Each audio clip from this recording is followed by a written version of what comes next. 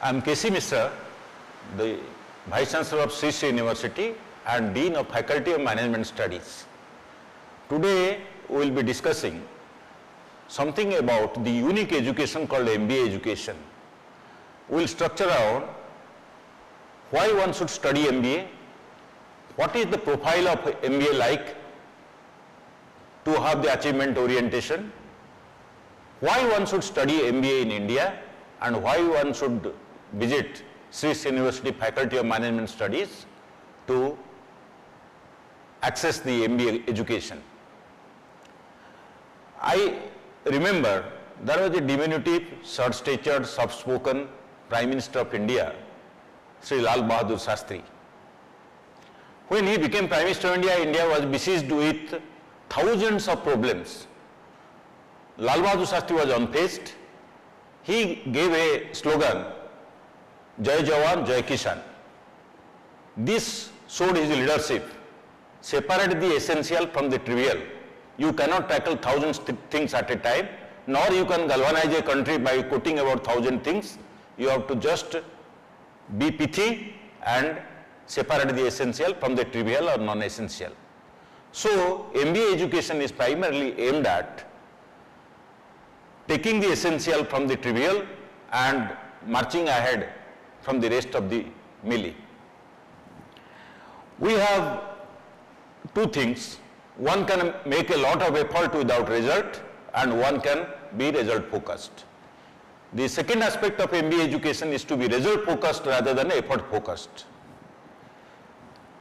The MBAs, they learn during their course how to break down a long winding problem into small projects and achieve project by project.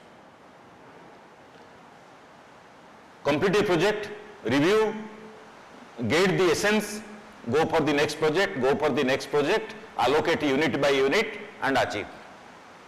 So this eases the situation and brings in the best out of the student when he becomes a performer.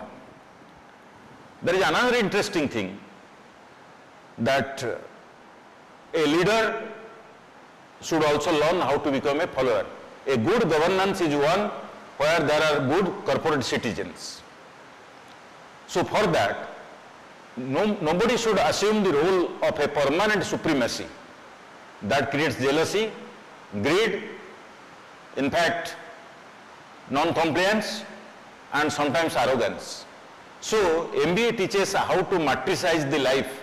That is, I become leader in one of the projects and someone else follows me, but if his or her indulgence is better, in the next project the person becomes the leader where I become a follower. That way life becomes matricized and everybody's best is taken in, and there is a inclusive development of the performance. MBA education has got in it the idea of integration. In fact, Harvard Business School is still quoted as the first business school and the model business school because they taught their MBAs how to become integrative in life rather than specialized. Every specialization should be sitting on a pedestal of integration. So multitasking and integration brings in a holistic approach to the performance orientation of one MBA graduate. So having known what are the focus of MBA education, let us go to profile one MBA, rather his soft profile, so that he becomes useful to the world after being educated. We at Sri Sri University decided to give a direction to the MBA education by creating a soft profile of the students. Anybody who wants to be accepted in the marketplace, people must trust him. Mahatma Gandhi became Mahatma Gandhi because the people of India trusted him as Mahatma and the rest of the world trusted him as Mahatma. So trust of the people decides the profile of the person. And for acquiring the trust, there has to be certain preconditions like performance of the past, credibility of the past, enduring when going is not good, how one keeps going. Nobody also achieves much without being communicative. By communication, we don't mean that the person should have anglicized phonetics, should be a orator. Communication is to convey. It can be heart-to-heart conveyance. But more than the conveying is that people should understand it and replicate it. That is called contribution value of communication. Usually communication cardinally has got three values. One is the performance value of communication. I communicate things to my event or my achievement.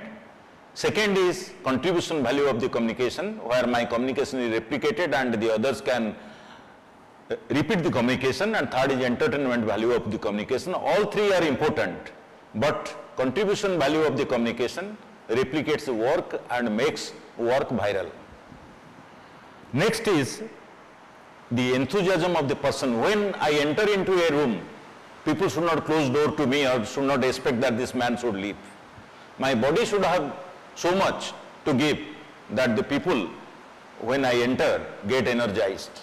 One MBA should have this element in him. It can be acquired, it need not be congenital. That is, it is not taken with birth or ovarian lottery. It can be acquired in course of time by perseverance of the person. Nobody can grow beyond his height once he attains 18 years or so. But one can always grow his image. When I do something, my image can grow, or if I do something badly, my image can reduce. Image can grow in kilometers or in trillions of kilometers, and it is the image which makes the person bigger than his life size. One MBA should learn how to acquire image and develop it. Before we reach a place, our image reaches and does the work for us, and our presence is incidental. The last in the series is that some people see the entire world but can't even make out a morsel, a needle. But some people see a needle and can estimate the world. This is called big picture, or in sophisticated English it is called gestalt. So one MBA should have the idea of what is the big picture like. So these 5 soft virtues together, we call them the soft profile of an MBA, and in Sri Sri University we have developed it as a curriculum called, in fact, assessment and development of leadership and outreach potential, or in short ADLOP. In fact, such courses are not rare in the world, but only those who can carry it, they deliver, and we are committed to carrying the course to make a better profile of our MBA. India is a unique place for doing MBA because the gravimetric center of the world is shifting towards Asia and more towards countries like India. In fact, India is one of the countries, all of us we know, we have got the BRICS advantage. The BRICS countries are dispersed almost at every geography of the world. One is in Brazil, one is in South Africa, one is in Russia, one is India, one is China. So, but much of it is in Asia, and India and China are the gravi center of the world and are soon to become the ortho center of the world so far as economics and all educational activities are concerned. And India has a unique advantage, and which our leaders call India is reaping the invisible hand of the God, that is the demographic dividend. What does demographic dividend convey? India is a country whose people have got an average age of about 24 years. It's one of the youngest country of the world because the average age of other countries like UK, USA, Japan and such like countries which are developed, their average age is more than 47 to 48 years. Some of them they have crossed 50 years. And China is younger, but not as young as India. It is nearing 30, whereas India is in the mid-20s. So having a young population has got its own advantage. When we got independence, or just before independence, India was a country with a demographic structure which was pyramidal. And pyramid structure is one of the poorest demographic structure, where there are a lot of children, lot of people who are dependent on the working class, and old people without care, they make a very small cohort. But gradually Indian population structure has changed. We have become a hexagonal structure. A hexagonal structure is the best structure that can be available to a country, and fortunately India is having that. In a hexagonal structure, the dependency ratio becomes low. There are less old people, less children, and more of working class. 13 million people are entering into the Indian working population every year. That is bigger than many countries of the world. And with this kind of structure, Indian economy is bound to increase when the entire world is having negative growth or near zero growth. But still, India is having reasonable amount of growth. And all this demographic dividend will be available to be around the student to look at the business environment of the world. There are certain Eastern ethos, and in the Eastern ethos, India is one of the ancient civilization, one of the few ancient civilization, carries the entire ancient wisdom in a capsule. There are premium for happiness rather than money. There is a premium for spiritual attainment. India is the storehouse of spiritual attainments, and it radiates to all over the world. So any education, and much more one involved education like MBA education, when gets intertwined with happiness and spiritualism as ethos of the place, obviously the quality of the student gets into a new orbit. The spirit of the time is also in favor of India, because India is no longer a dependent country. The reciprocal interdependence has seen to it that India is as much important to the world as rest of the world to India.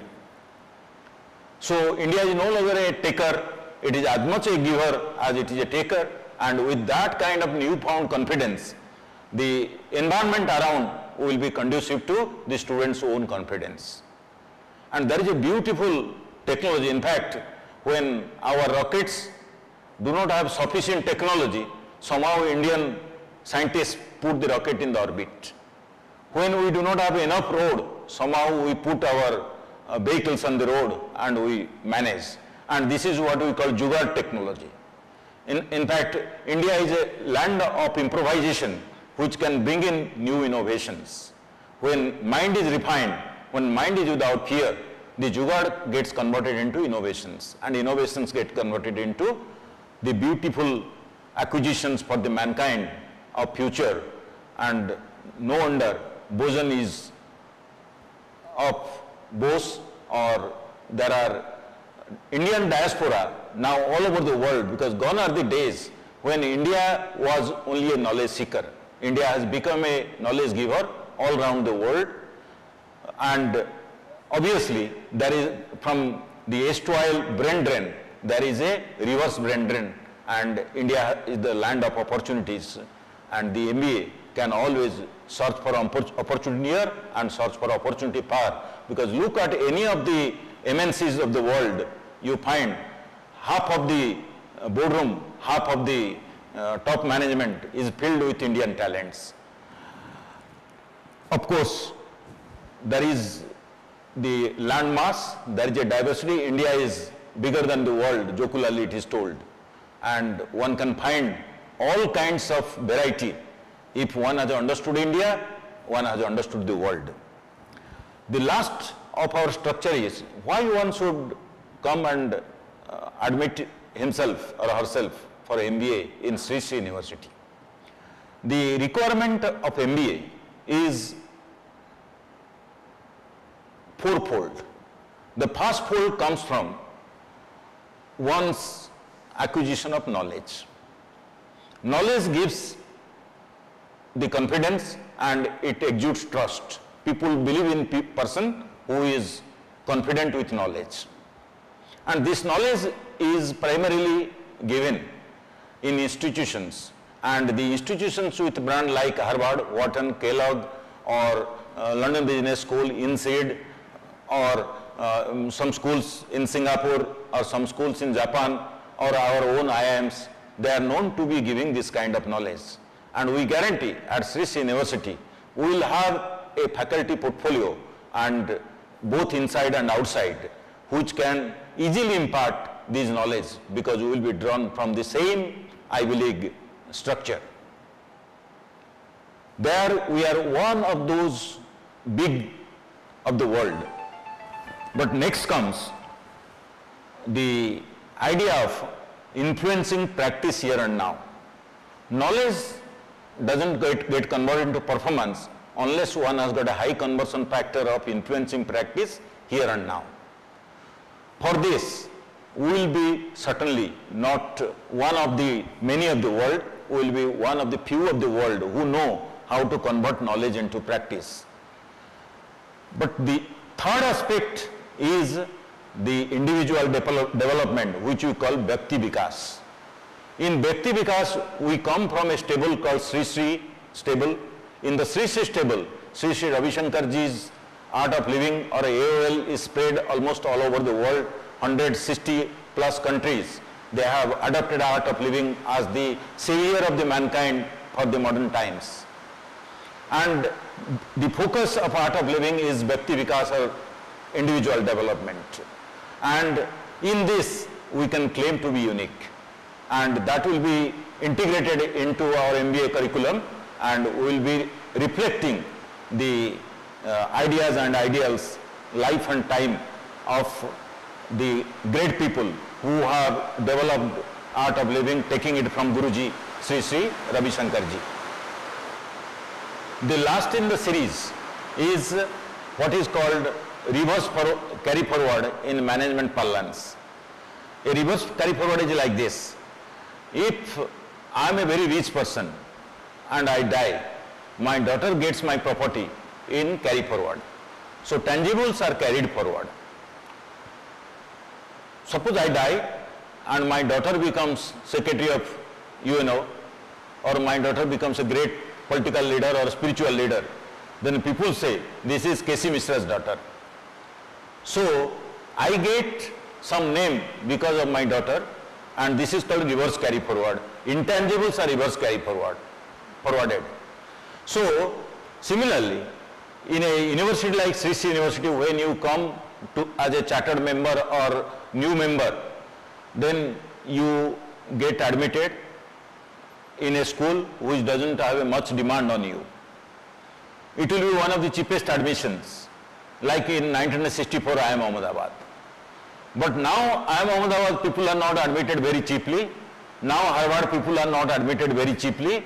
So they have to spend a fortune for getting admission there. But the brand which people get today with a fortune, the people of IIM Ahmedabad 1964 also enjoy the same brand.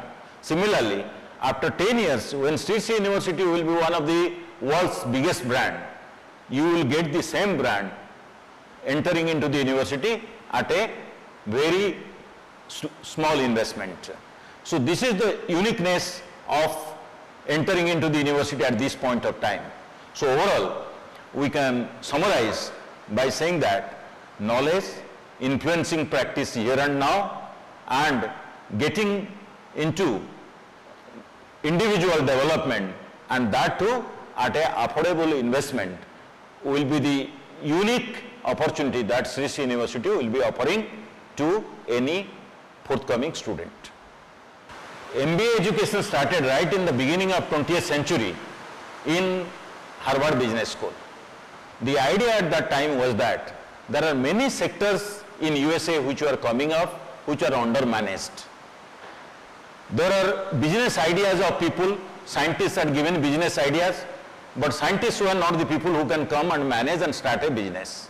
So they wanted to create a class of people who will be not the creator of the ideas, but they will be the implementers of the ideas. They will be managing this under-managed sector which has high potential for future. And the coinage was Master in Business Administration. So after the business was conceived in the laboratory, they will bring the laboratory business into the field, and people like Kellogg, they created industries. People like Franklin, they created industries. People like Emerson, they created industries, and people like in our recent time Jack Welch, they created industry by hiring people from these schools and managing their under-managed sector.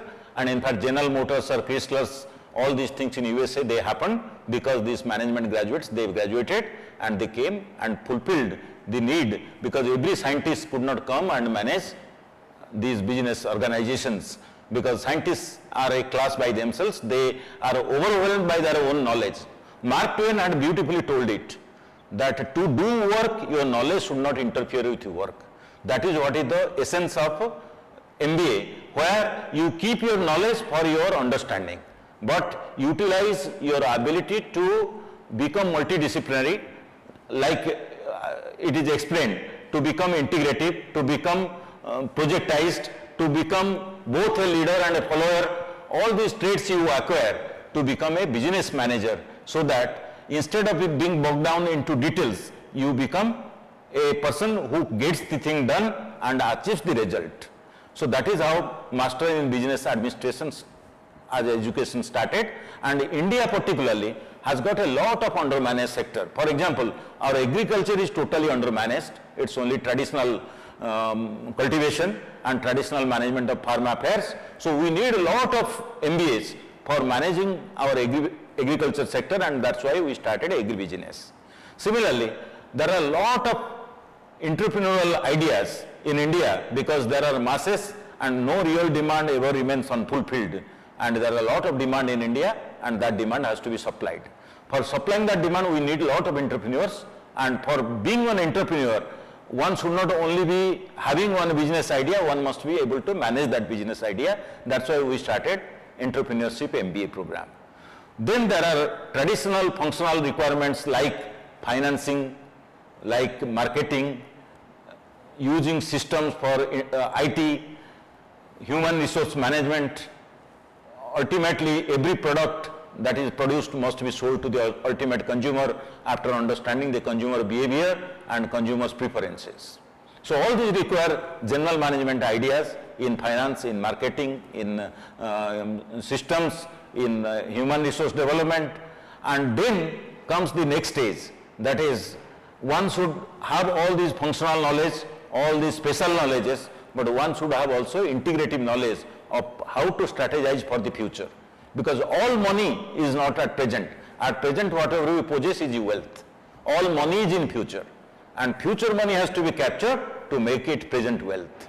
And those who can capture the future money, not necessarily they should be the big man's children. Because if only big men children should become big, then all dynasties of the world should be in perpetuity. But dynasties do vanish. Business houses do vanish. New business houses come. You know, if you look at Bombay Stock Exchange 100 years back, you will find only 30% of those companies are existing in the current Bombay Stock Exchange Sensex. Same is in Nasdaq, or same is anywhere else. So world's wealth keep changing, and who changed the wealth from one hand to the other hand? The person who can capture the future. And it is the role of MBA, or sometimes it is called Master, not only it is called Master of Business Administration, sometimes it is also called Postgraduate Diploma in Management. Both the terms are reversible, and these are the people who are trained to capture the future, so that the wealth of the present is enhanced by the money of the future. And it is not only for the personal greed, but if a MBA is with proper training of the type that will be given in Sri Sri University, he will be a social requirement, a social commodity. His personal wealth will be having a distributive effect, and the community as a whole will be benefited, because wealth of the nations will increase. As economists do say, that it is not individual wealth will be insecure if there is no national wealth, because chor loot lenge.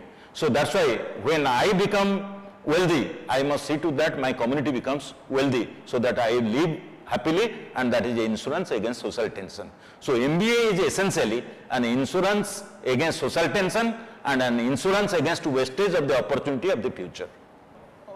MBA education, as we saw, is to earn the future money for the present, individuals present as also communities present. This is well captured by our Guruji into 3 missionary statements: learn, lead and serve. One gets the trust when one has got the knowledge, when one has got the ability to convert that knowledge into practice. So learn that. After learning that, lead the society through your process of converting one idea into implementation and result orientation. So lead to get result, to bring people with you. People believe in you, you believe in people. There is a bondage, and that bondage is best explained in the word lead. And ultimately, the community has to be better off for individual to be better off. Otherwise, the individual will have tension, the community will not spare if there is one rich person and everyone else is starving. So there has to be an inclusiveness, there has to be a distributive effect. For that, you must convert your leadership ability into service ability. Learn, lead and serve, and create the ecosystem of the society, which in nutshell is the motto of Sri Sri University. And obviously, as a constituent of Sri Sri University, the Faculty of Management Study is best suited to adopt this motto and integrate it into its curriculum for best results. Thank you, sir.